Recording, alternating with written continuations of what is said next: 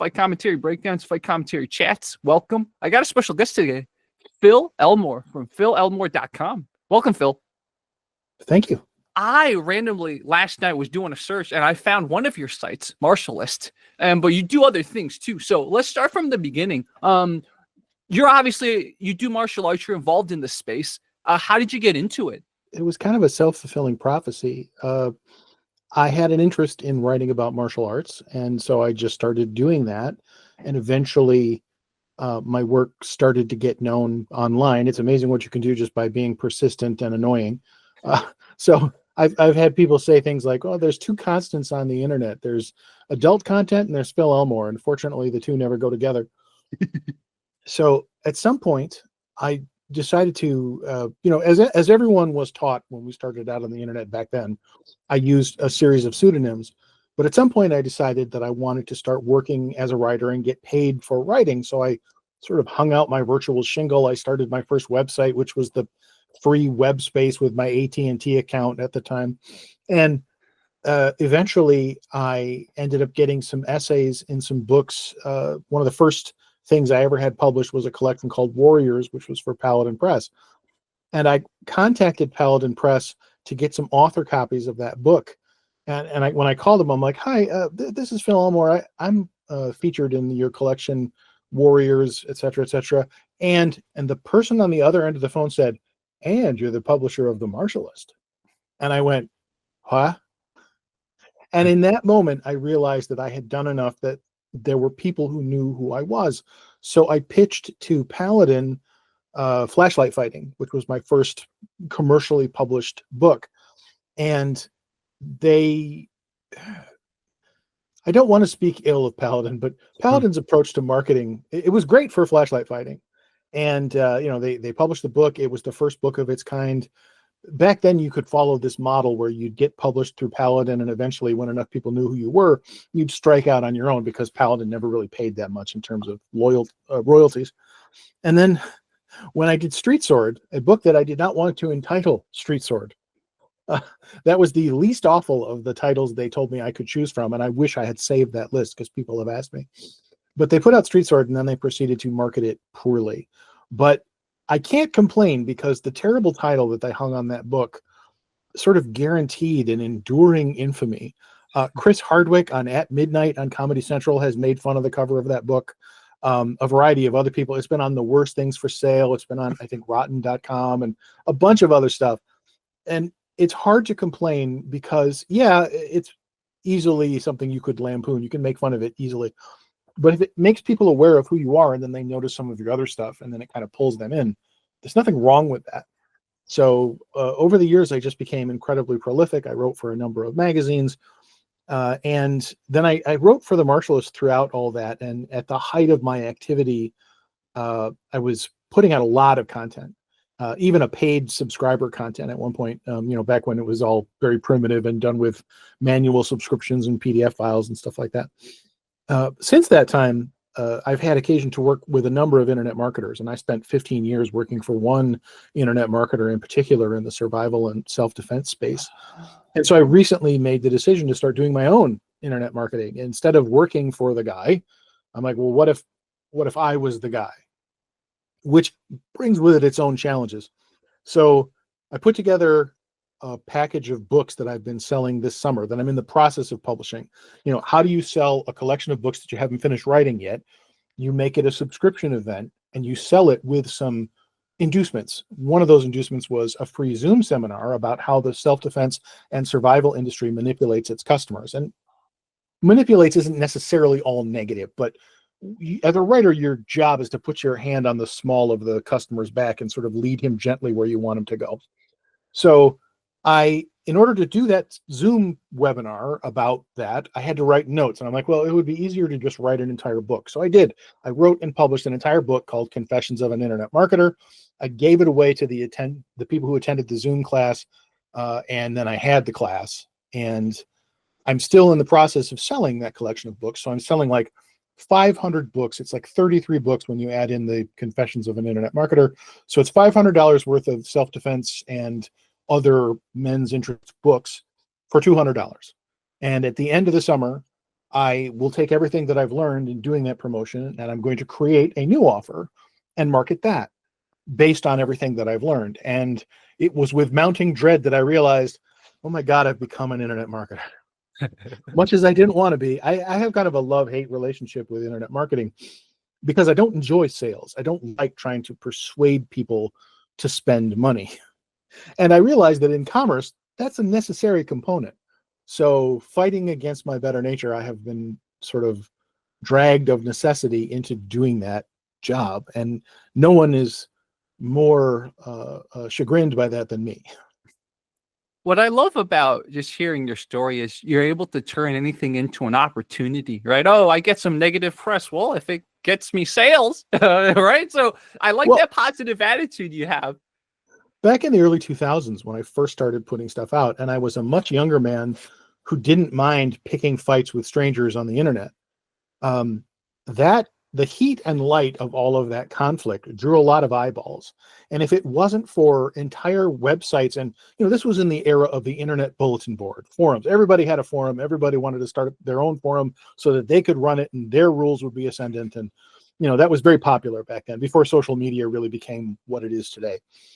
And I owe the people who hated me a lot, because if they hadn't complained, there are so many people who follow me to this day. And by follow, I mean on social media. I don't mean I have a legion of followers ready to do my bidding, if only.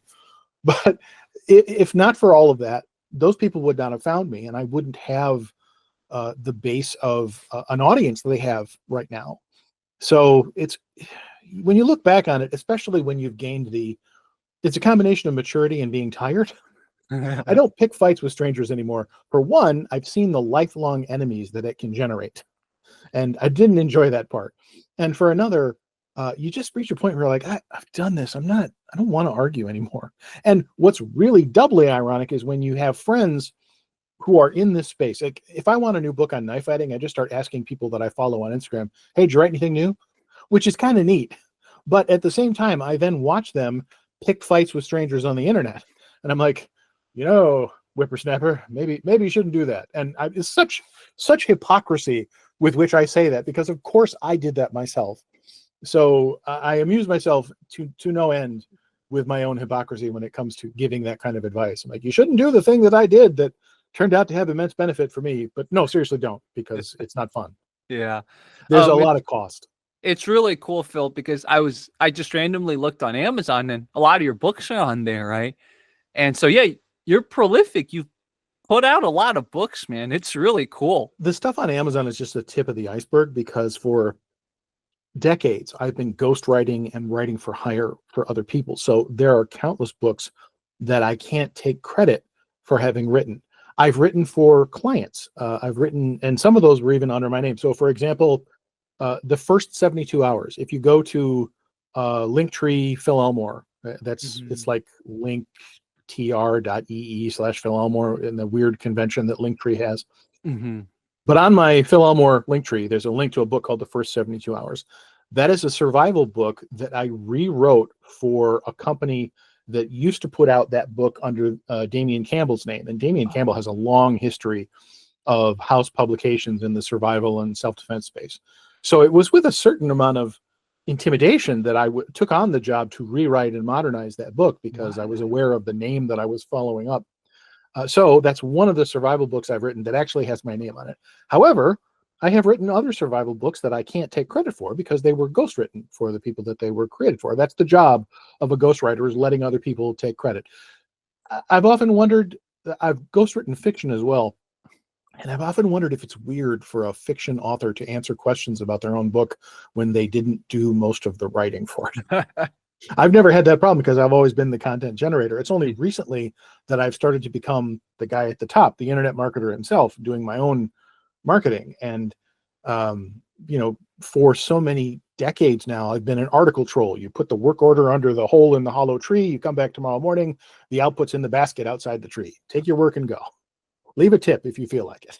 Wow. In this office, surrounded by all of the debris of my collectibles that are the things I stare at when I'm sitting, I spend all my time in this room.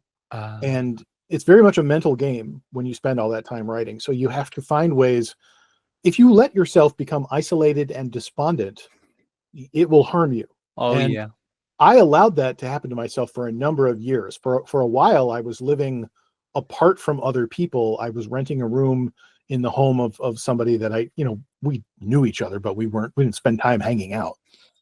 If your job is going to be spending all this time alone, you cannot then isolate yourself from other people. And I Yes. learned that lesson the hard way. So I don't do that anymore. And my life has immensely improved because of it. Because the job of a writer is you're entirely in your own head all the time. And it's harder than ever to be a working writer. I make the distinction between an author and a working writer because anybody can author a book on Amazon. The barriers to entry are very low. To make a living, or even part of a living as a side gig, writing off the sweat of your brain requires you to write things you don't necessarily want to. It requires you to spend time at the computer when you'd rather be doing anything else. I like to say that you're not a working writer until you'd really like to go to sleep, but you can't because there's a gun to your head and you have a deadline and this has to go out and you have to stay up all night if need be. The strangest experience I think I ever had writing, I finished a manuscript that I was co-writing with another author, and I had to finish my part, and I had promised it by the beginning of a Saturday or whatever day it was. And so I had to stay up all night in order to accomplish that goal, to make my promise and send the manuscript. And after writing the end of a novel and finishing what was then an immense project, I then had to drive to Canada because I was set to go on a trip to Niagara Falls, and that could not be changed. So on no sleep, I drove to Niagara Falls and then spent the day doing touristy stuff in Niagara Falls, Canada. And then come evening, when it was finally time to get some sleep, and you know how wired you get when you've been up all night. I can't even do that anymore. I was a younger man when this happened. I was suddenly so wired, I felt like I couldn't sleep, but I was bursting with this idea. I have completed this tremendous project and I have no one to share that thought with. So I wandered down to, I want to say it was like a TGI Fridays with a second floor outside bar sitting on the hillside of this tourist area that is near Niagara Falls. And I'm sitting in this, it's beautiful weather. It's nighttime. All this activity is around me. And I'm sitting here drinking Jim Beam at this outside TGI Fridays bar, thinking I have just finished a novel. It was the most surreal moment of my life. And I think of that often when I think of the job that is spending all your time in your own head writing. What's your most favorite thing you've written, or do you have maybe a few that come to mind? I think the favorite thing I've ever written, so much so that I was worried I might never write something that I was as into as when I wrote it, is a science fiction novel called Monsters. If you go on Amazon, you can find the Kindle version of Monsters, and it will show you the cover of Monsters. If you click the paperback version of Monsters, it will show you a lacy black bra. Why? Nobody knows. Amazon, because it's a giant corporation and no one is held accountable for anything, somehow managed to misapply the cover image for the paperback, so that if you want to buy the paperback of Monsters, you get a picture of a black. Now, I guarantee you, if you order the book, black bra and all, a book will show up. It will be a paperback copy of Monsters. It will not be a bra. And I know because I had a friend test that just recently. But why it's like that and how we can't seem to get them to fix it, I couldn't tell you. It's just the vagaries of, science fiction movies show us this dystopian future in which mankind has forgotten how to invent the robots that are now running the show. We're not that far. Yeah. But already Wow. things are happening in these giant corporations that are accountable to no one, where you can't get a human being. Let me just show people what Phil's talking about. Look at this. There it is, Amazon. Monsters. What are you Now, doing? if you buy that, you will get, if you show them the Kindle, it will show the cover. You Yeah, will so get a I'll show book. you guys the Kindle. This is the actual cover, okay? Yeah. You will get that book in paperback, despite the fact that the Oh my paperback shows goodness. a And then bra. you press paperback. Look at this, guys. What? And it's been like that for years. I pointed it out to the publishing company a while back, and they've tried to have it fixed, and Amazon's like, huh? What? So Yeah. maybe it's a marketing point. Maybe it's a selling point at this point. They say sex sells, I guess, because it looks like an ample bra. Yeah. Yeah. What But about the book Street Sword? Tell me about that one. well, Street Sword, I had just written Flashlight Fighting. I was very excited. I thought I was going to get known for, I was going to follow that mail order Paladin Press track. You know, but back in the old mail order catalog days, you as the seller, the personality, and the personality model was very much dominant in alternative martial arts and self-defense at that time.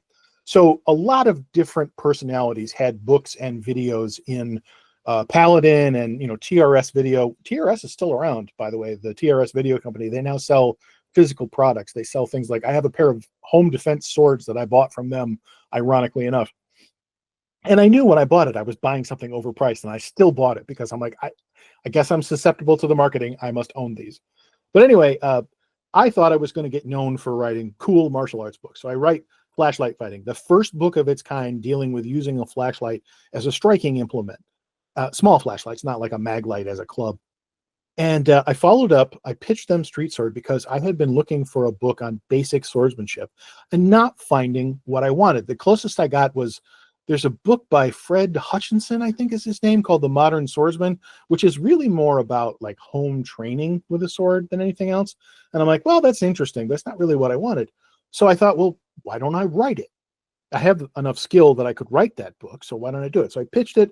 Paladin was not sold. They had me put together like a proof of concept document to sort of sell them on the idea. And finally, they approved it. I wrote the book. I wrote most of it sitting in a cafe in Barnes & Noble. And I remember that distinctly. That particular Barnes & Noble no longer exists, but it was in a mall in my hometown. And I sent it off.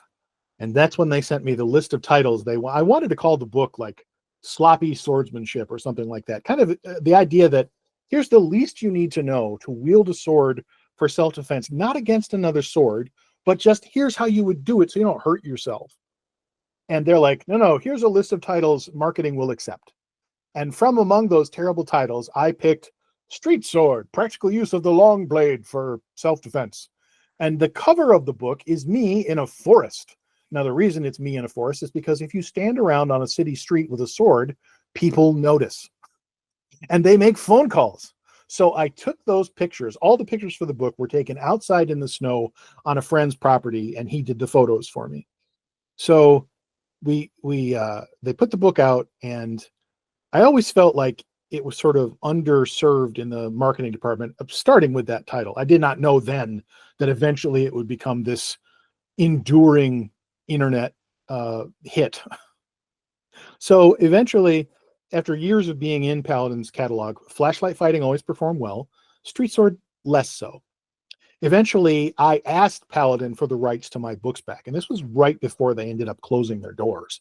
So I got the rights to my books back. I was free to do with them what I wanted. Then Paladin went out of business, which was sad. And then it occurred to me, I'm like, wait, Street Sword and Flashlight Fighting could be on Amazon right now. I just have to master the Amazon publishing process, which, as it turns out, is not difficult.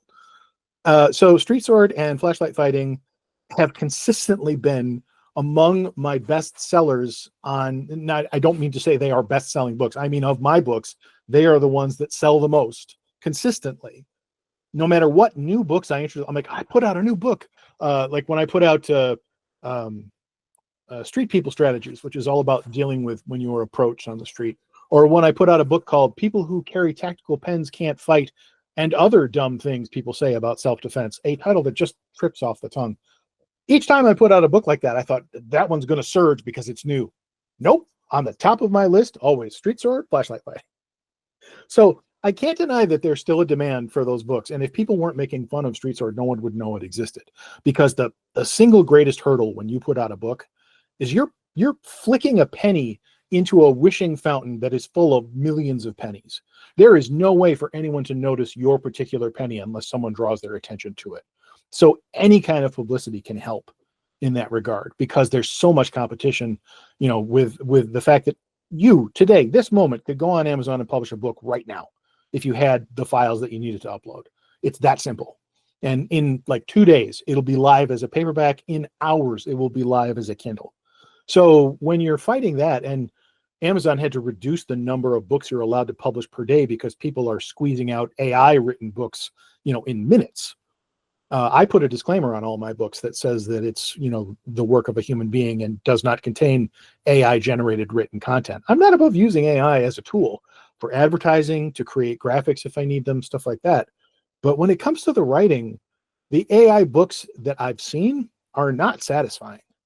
Um, I actually found a couple of books by a guy named Valerius Publicola in a topic area that interested me, and I helped him publish those.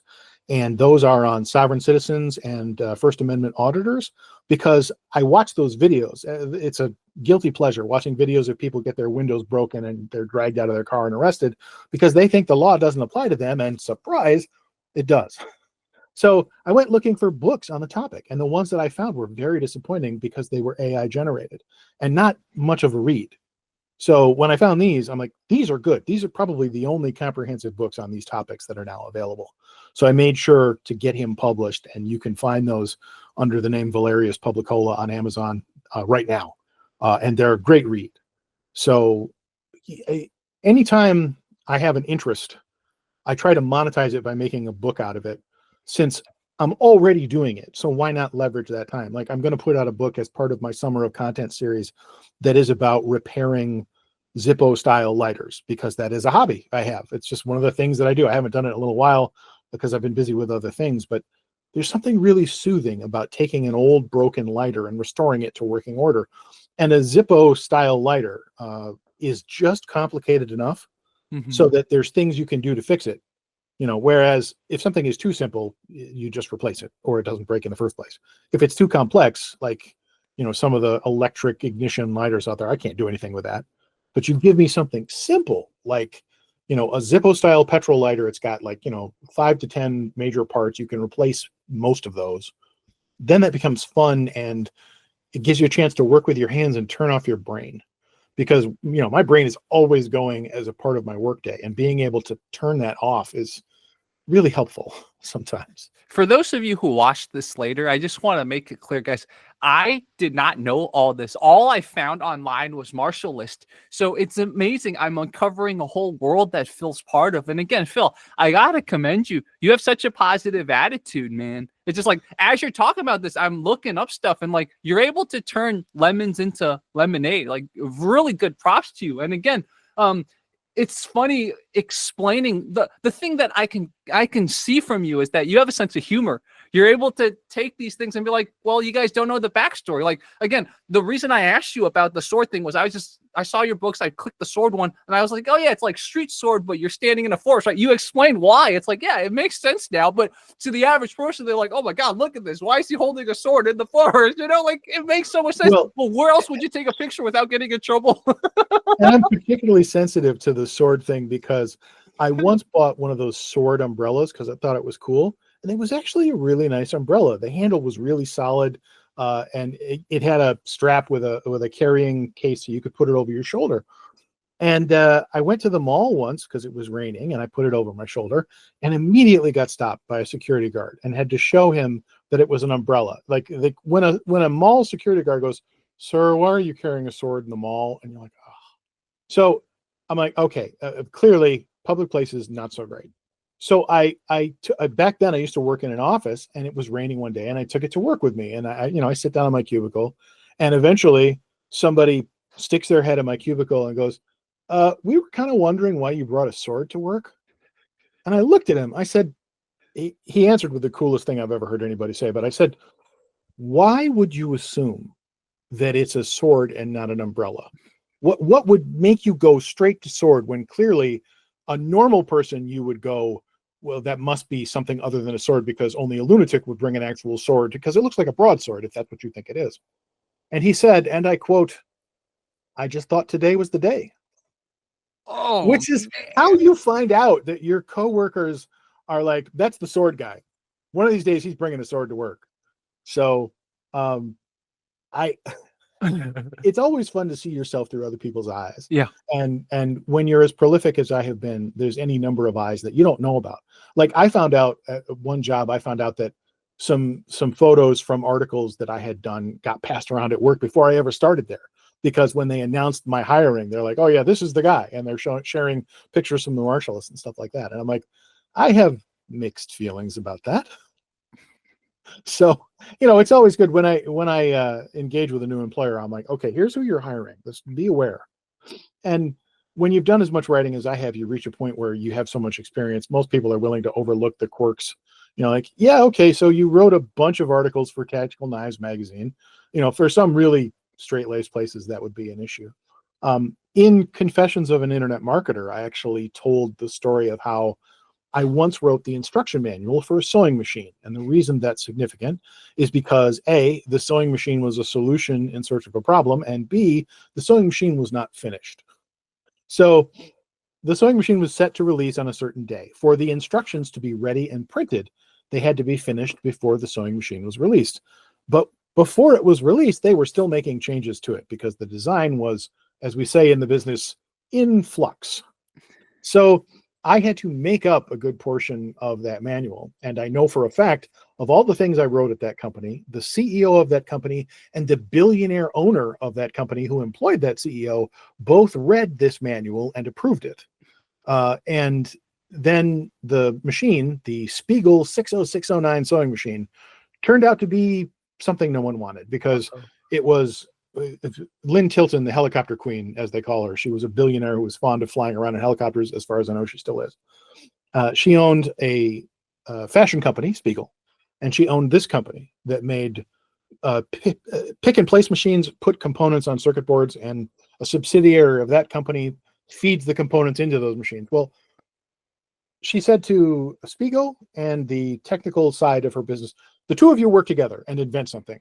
Now, I don't know whose idea the sewing machine was, but they came up with a sewing machine with a camera that you could attach your tablet to, and there's a little shelf on the sewing machine. So you could look downward at the stitches as they're happening. The machine had all these computerized stitches built into it, and you could do all these really high-tech things with your sewing machine, and who doesn't want any of that? Everyone who uses sewing machines. Yeah, exactly. The one who wants to sew just wants to sew. So, I was briefly concerned, like, should I be revealing this in Confessions of an Internet Marketer? And then I looked it up, and Spiegel doesn't exist anymore. So as far as I know, they don't care. Our man Phil was talking about, I looked it up. I was like, look at this. Oh, I remember that machine well. In fact, I may have helped take that photo. Wow, look at this. Oh, unless that's a review photo. It's a review photo, yeah. Okay, yeah. It's hilarious. I guess since I found the page, it's called L Ladybird, I guess. Ladybird. Yeah, Ladybird's not affiliated with Spiegel as far as I know, but I think they were like promoting it. It's like a sewing influencer site, I think. Oh, makes sense. That's for pretty perspective, cool. all of this was 10 years ago. It's long since doesn't matter anymore. Yeah. And you can still find the listing on Walmart's website for the Spiegel 60609 sewing machine, but the machine's not available and hasn't been. For a little while when it first came out, I would go into Walmart and see if it was on the shelf because it would be cool to get my picture taken with it, but I never found one. So I don't know if it just wasn't in my area or what. But it was a great example of solutions in search of problems and how, there was nothing inherently wrong with the machine other than that I had to invent the manual before the machine was finished, which is not uncommon in this industry. Especially in the world of technical writing, you frequently have to work with stuff that's half done because you face the paradox of I have to have instructions for this thing when it releases, but it's not ready yet. So, I've been a technical writer for 30 years. My father was a technical writer, and he worked a job, like he had his own company starting in the 80s. Eventually that company folded because his biggest client went out of business or didn't want to use him anymore because they changed how they did business. So he ended up closing his business and going to work for this company that was owned by this other company that was owned by this helicopter billionaire. And he worked there for 3 years before he decided he was ready to retire. And I, coincidentally, was unemployed at the time, so I applied for his job. They looked at me and said, well, we enjoyed the first one. Bring us another one who looks just like him. And they hired me.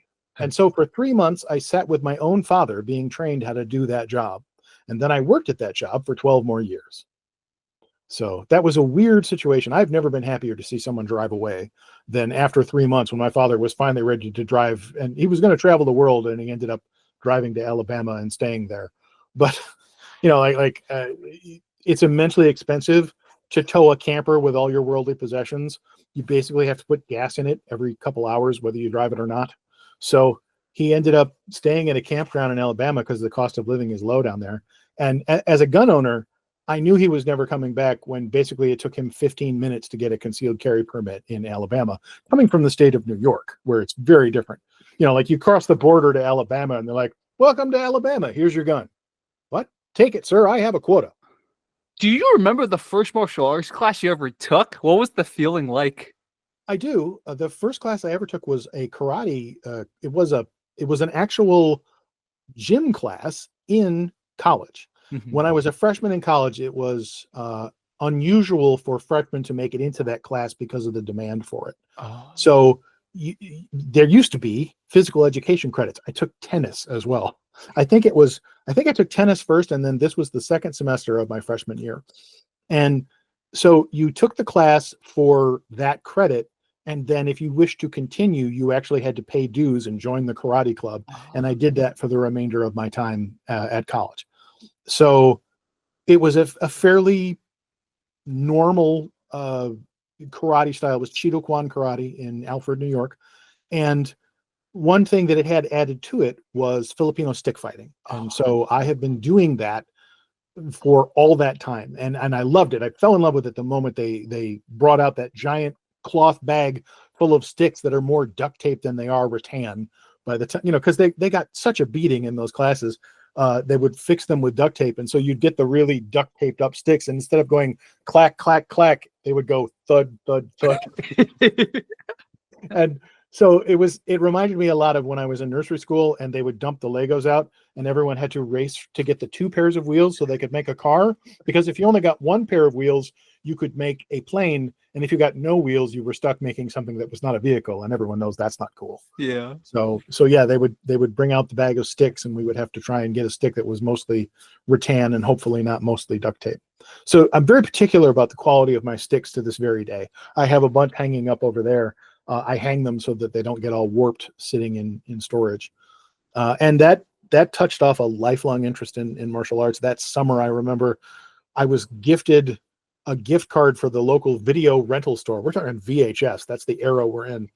And I rented every cheesy B-grade martial arts movie they had because I was so excited to be doing karate. And I taught myself a bunch of karate weapons with a book by Ted Gambardella, of the Big Book of Karate Weapons, I think it was called, or something like that. And I know Dr. Ted has his own issues, and he's still out there to this day. And that was the beginning of just a lifetime spent amassing a giant martial arts library, taking other classes. I took Wing Chun Kung Fu for a few years. Through a student of that class who was actually a coworker of mine who I brought in. Let me start again. A coworker of mine, I convinced him to come to my Wing Chun class. He in turn said, well, if you like that, you would like my martial arts class that I go to. So I started going there and I liked it better. And I ended up a student of Lu Shang Kung Fu, which is the mostly Silat style of Willem Reeders. I say mostly because there's a few other things mixed in there. And so I eventually ended up with an instructor level rank in the martial art of Willem Reeders. And to this day, I still attend the occasional seminar. Right now I'm learning Western Piper methods via Zoom. So I guess, especially with a knife class like that, you don't necessarily need direct contact if you're diligent and you've got a lot of feedback. So, Western Piper methods is basically a westernized version of South African Piper knife fighting with some modifications. So, and every once in a while I'll be speaking to somebody who's not familiar with the martial arts world. And I'm like, okay, I gotta sign off now because I'm going to go take my South African knife fighting class. And they're like, would you mind clarifying? Because I forget sometimes that's not something you just drop in casual conversation.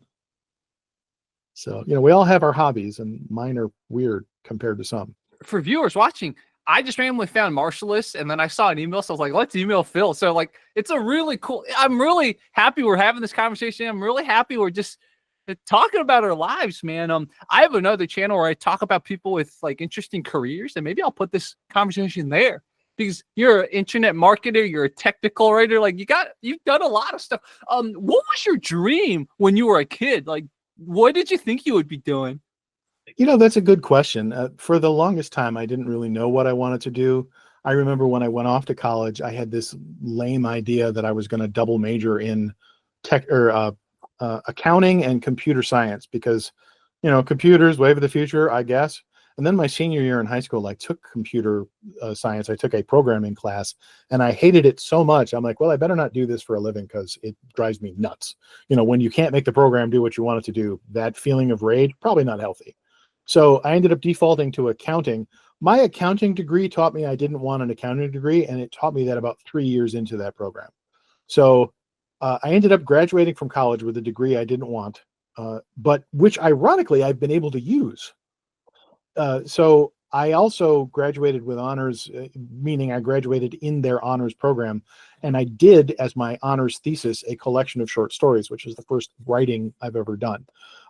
Mostly it was because someone told me, you could write stories for your thesis. And I'm like, no research? Why, that sounds easy. It was not. And then you have to defend your short stories in front of a bunch of English professors. But anyway, that kind of put me on the path to wanting to write. And I wrote my first fantasy novel in the wake of college based on experiences I had in college. It was awful. I'm not going to tell you it wasn't. I like to say that you only get one first novel and they all suck, but you need to get that poison out of you, pull it out of you so that you can do better work. I wrote a science fiction novel after that. It was still awful, but slightly better. And then, because of the networking that I was doing as part of the Marsh List, I spoke with Jerry Van Cook, who is a well-known author and subject matter expert on self-defense, who was writing for various magazines and knife publications at the time. He probably wrote for Fighting Knives magazine, because a lot of that guard did back in that day. I don't remember specifically. But I ended up in touch with Jerry, and Jerry was also writing Executioner novels. The Executioner series is pulp action that has been around since the 70s. It is the property on which the Punisher is based. The people who invented the Punisher acknowledge that fact because both men were men whose families were killed by criminals who both then said, I guess I'll kill all the criminals then. So the Executioner finds out that the mob figured in the death of his family, and he said, really, that's disappointing. I guess I'll kill every mob guy everywhere. And for about 40 books, he did. And then Don Pendleton, the original author, sold the rights to Harlequin, the romance novel company. They had an imprint called Gold Eagle Worldwide Library that was a men's adventure imprint. And they hired a bunch of ghostwriters to churn out hundreds of Executioner novels. And of those hundreds of Executioner and Mac Bolan and Stony Man novels, Stony Man's like a couple of groups of commandos that used to work with the main character and now are off on their own. Well, of all those, I wrote 23 of them, which is a drop in the bucket compared to hundreds of books. There's probably 600, 700 books in that series. You add them all together. But 23 action novels amounts to 1.5 million words. I sat down and did the rough math. And so over the course of several years, I wrote 1.5 million words of commercially published action novel. And the first couple times, you're living your dream as an author. You are commercially published. You could walk into a bookstore, see your book on the shelf. Your name's not on the cover, but if you turn to the copyright page, your name is on the copyright page. It says special thanks and acknowledgement to Phil Elmore for his contribution to this work, where my contribution was I wrote it. And that's great until you hit about book 4 or 5. And then there's a gun to your head and you have 3 months to write a 60,000 word action novel or an 85,000 word action novel, which is a third again as long. Those paid a little bit more, but about the time you hit the 60,000 word mark, you're like, I would give anything to be done right now. Every single one of those books that I turned out felt like it was killing me by the end. I miss the money that writing those books used to afford me. I do not miss the work. They don't publish those books anymore. Eventually, sales fell to the point where, because the people who consume those books, the audience was evolving and aging out. So younger people weren't buying them the way I used to when I was an older teenager. And they switched to Kindle to reduce publishing costs. They lowered the word count when they were still making paperbacks to try and make them cost less to print. Eventually, they shut it down. Then they unshut it down for a few books. I think that was a licensing thing. And then eventually they just stopped completely. Linda Pendleton, Don Pendleton's widow, assumed the rights to the properties and then passed away. So unfortunately, the Executioner Mac Bolan legacy is in legal limbo now. If her descendants, whoever inherits her estate, decides they want to publish them again, I guess they could, but if I had to guess, I'd say we probably won't ever see any more of those, which is a shame because I think it's a property that still has value and still has an audience, even though that audience is smaller than what it once was. But you asked me, that was a really long-winded way of answering your question. You asked me what my dream was. At some point, my dream became writing, which always becomes, I want to be commercially published. And the most commercial publication I have seen by a quote unquote real publisher would be that series published by I love this. Let me just show you guys this. It's fascinating. I love exploring subcultures and stuff like this. Let me make sure I'm sharing the right tab because I had a lot of tabs as you were talking. I was just doing the research. Guys, look at this. At least on Goodreads, there's 138 books in this series. Oh, there's way more than that. There's way more. Okay. Way more. And it's really cool too. Obviously you ghost wrote some of those, but some of them have your name on it, which is cool too. So it's like congrats on that too. Goodreads tends to actually list the person who actually wrote it as opposed to the official author. Okay. And I'm not sure why that is. I've never quite understood, because if you look for that listing on Amazon, it would say written by Don Pendleton. Yeah. Even looking at the thumbnail, see, it says Don Pendleton. Yes. Oh, Don but it lists you. Look at that. Yes, the executioner. Oh, that's so interesting. I wrote 23 of those. I can't always tell you based on the title if it's one of mine, because the titles are notoriously generic. Yeah. Matter of fact, at one point, a fan of the series put together a list of titles that sounded like executioner titles, and they sent it off, and some of those titles got used because, they might as well be like tense situation. Yeah. Critical something or other. And yeah, look at all this. People who just have a life that goes different directions. I love talking to people like that. I think I'm very much a person like that. And my latest kind of thing, I got into chess in late 2023, and then I've been just playing chess, and it's like I never thought I'd get into chess, right? So like I always encourage people, like, explore, and you've definitely done that, man. Like, don't ever dismiss something. Anything could become an opportunity. Definitely. What is next for you? I hope to dive deeper into internet marketing. Like I said, I'm going to take what I learned from the 2025 Summer of Content, as I called it, and I'm going to apply that to creating a new offer that is tailor-made, hopefully to sell more than the Summer of Content did, which did well, but I learned some things about, like, based on some feedback from potential sales and based on the nature of the books. And I spoke with a professional sales guy who was the one who took me aside early on, was like, would you like me to explain to you all the things you're doing wrong? And so I adjusted some of my approach based on his advice, but I'm going to leverage all of that and tailor build an offer from the ground up that I think not only meets a price point that more people can afford, is tailored to what they want specifically, because I've done some research on what the audience wants, and is marketed properly from the beginning, from the ground up. And if you do that enough times, you're a guy who is an internet marketer. You're going from campaign to campaign. It is not a far leap from there to continuity program, which I definitely don't want to do. If you're not aware, a continuity program is like a membership site or an ongoing subscription. Continuity programs, my vet tried to sell me one, which is join this club and pay this amount per animal, and you can bring them in as much as you want for free. Hospitals do that too. They call it concierge service. Yes, and what they're really doing is, when you're an internet marketer, your income bumps campaign to campaign. I'm doing this campaign, so I've got money. Now I'm not doing a campaign, so I don't have money. Well, if you want to cut the highs and lows a little bit, if you want to create income that comes in at a predictable level month to month, you sell somebody a recurring subscription to something. And so continuity programs exist to benefit the seller, not the buyer. Yeah. Now, granted, they'll get value if you do it right. They get value and they'll want to keep subscribing because they get value. But the whole reason anybody ever thought of a continuity program to begin with was specifically to cut those humps and slumps in income. So when my vet tried to sell me a continuity program, I'm like, I'm being marketed to. How dare you? I am incredibly susceptible to being marketed to. So actually I had to sit down and do the math to determine I didn't want to do that. And it was really came down to, if we had just one animal, would have been worth it. But the monthly fee for all the animals we have, because we just acquired a pair of kittens. I posted a video on social media. Anybody who wants to connect with me on social media, I'm on Facebook, I'm on Instagram, I have a TikTok account, God help me.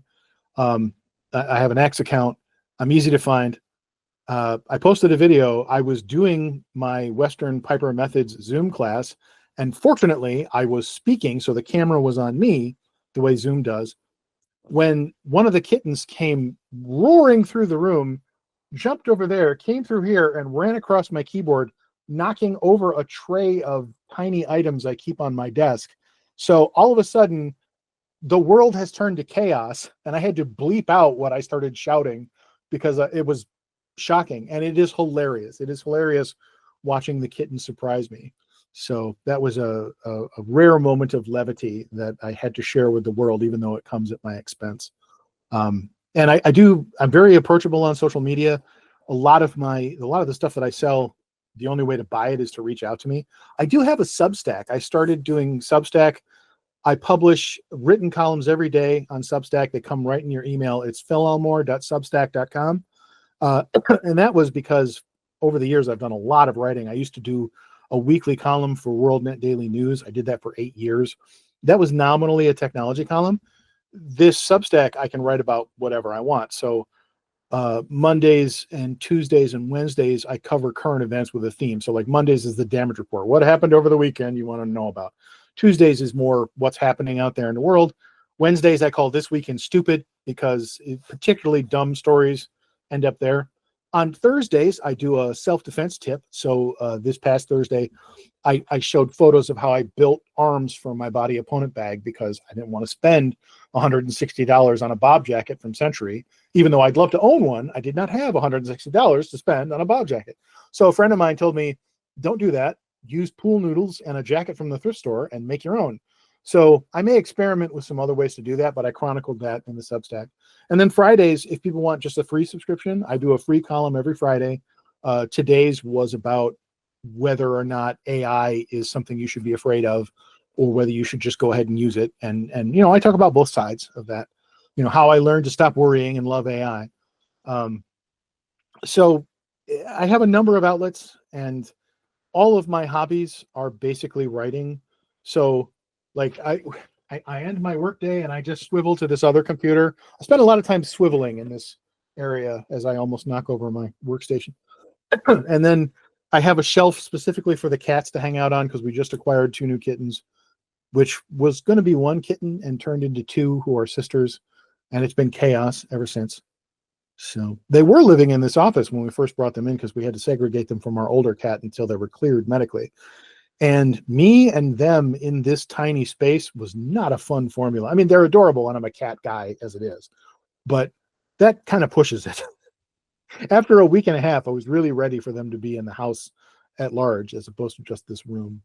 Such a fun conversation, man. I'm glad I found you last night. I'm glad we did this talk, and we should do more talks. I mean it. So we could even potentially next time, since this was just getting to know you, next time, if you want to talk about a specific topic or something, we can really go deep into it, because I'm sure there's a lot we can talk about, man. So for everyone watching, if you have any questions for Phil, just leave them in the comments. And I don't know, I might either put all of this on Fight Commentary Chats or put some of this on the other channel. I don't know. We'll figure it out. But either way, dude, this was so fun. If you send me a link to the video, I'll be sure to subscribe, and then I will follow those comments and do my best to answer the questions that people ask.